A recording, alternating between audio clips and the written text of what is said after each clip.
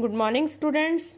बेटा आज हम जो इस पार्ट के एक दिन का लेसन के हमने व्याख्या और शब्द अर्थ कर लिए। अब इस लेसन के हम क्वेश्चन आंसर करेंगे। तो आइए हम अपना फर्स्ट क्वेश्चन देखते हैं। बेटा एक दिन का कविता में किस घटना की चर्चा की गई है जिससे घमंड नहीं करने का संदेश मिलता है? तो उत्तर है बेटा इसका, इस कविता में कवि ने स्पष्ट किया है कि किस तरह एक तिनका जब उसकी आंख में चला जाता है तो लोगों ने आंख में कपड़े की मूठ देकर उसकी सहायता की, जिससे वह तिनका निकल जाता है और साथ ही उसका अभिमान भी चूर हो जाता है।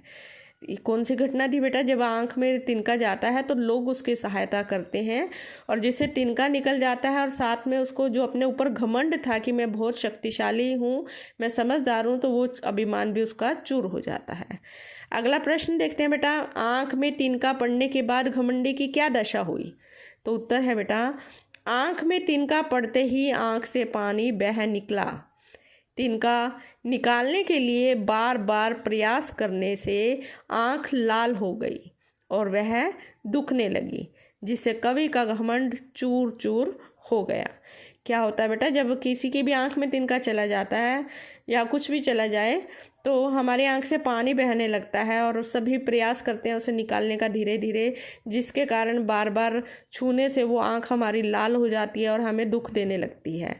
इसी तरह से कवि के साथ भी हुआ, पर कवि के साथ जब ऐसा हुआ तो उसका जो घमंड, जो वो घमंडी बना हुआ था, उसका अभिमान कर रहा था, वह भी साथ में चूर हो जाता है। अगला प्रश्न है बेटा, घमंडी की आंख से तिनका निकालने के लिए उसके आसपास लोगों ने क्या किया? तो बहुत आसान सा इसका आंसर है बेटा, इसको देखते हैं नेक्स्ट पेज पर। जब कवि की आंख में तिनका चला गया तब उसकी आंख से तिनका निकालने के लिए लोगों ने कपड़े की मूठ बनाकर उसकी आंख में डाली, जिससे कि कपड़े की गर्मी से वो जो तिनका है, घास का छोटा सा तिनका, वह बाहर निकल सके। अगला प्रश्न बेटा लास्ट है, ये आपकी बुक में कुछ पंक्तियों के साथ दिया हुआ है, मैंने इसको सीधा लिख दिया है, तो आप इसे यहीं पर समझ लें कि एक तिनका कविता में घमंडी को उसकी समझ ने क्या चेतावनी दी।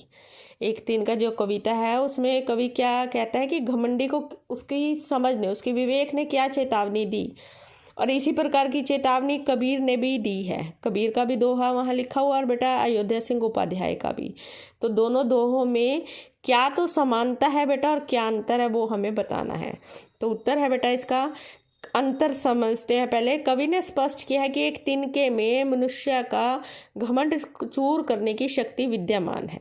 ये है अयोध्या सिंह उपाध्याय का जो कविता है एक तिनका से। उन्होंने क्या कहा है कि एक तिनका मनुष्य का घमंड चूर करने की शक्ति रखता है, जबकि कबीर दास जी का जो कथन है वो क्या है कि तिनके को तुच्छ समझकर, तुच्छ यानी कि छोटा समझकर, कमज़ोर समझकर, नीच समझकर उसे पैरों के नीचे मत रौंदिए, क्योंकि न जाने कब यह उड़कर आँख में गिरकर पीड़ा का कारण बन जाए। देखिए बात एक ही है बेटा, दोनों को कहने का जो ढंग है वो अलग है। उन्होंने अपने अपनी लाइंस में, अपनी अपनी कविता में एक ही बात को दो तरह से हमें समझाने की कोशिश की है। अब इसमें समानता क्या है बेटा? दोनों में पदों में समानता यह है कि यदि छोटा सा तिनका भी आँख में चला जाए तो वह मनुष्य को व्याकुल कर देता है और हमारी पीड़ा का कारण बन जाता है बेटा। अब दोनों कवि एक ही बात को समझाना चाह रहे हैं कि तिनके को छोटा मत समझिए, एक तिनका ही काफ़ी है हमें दुख देने के लिए, हमारे घमंड को दूर करने के लिए। तो ये थे बेटा हमारे इस पाठ के प्रश्न उत्तर। आप इसे अपनी कॉपी पर राइट करेंगे। धन्यवाद।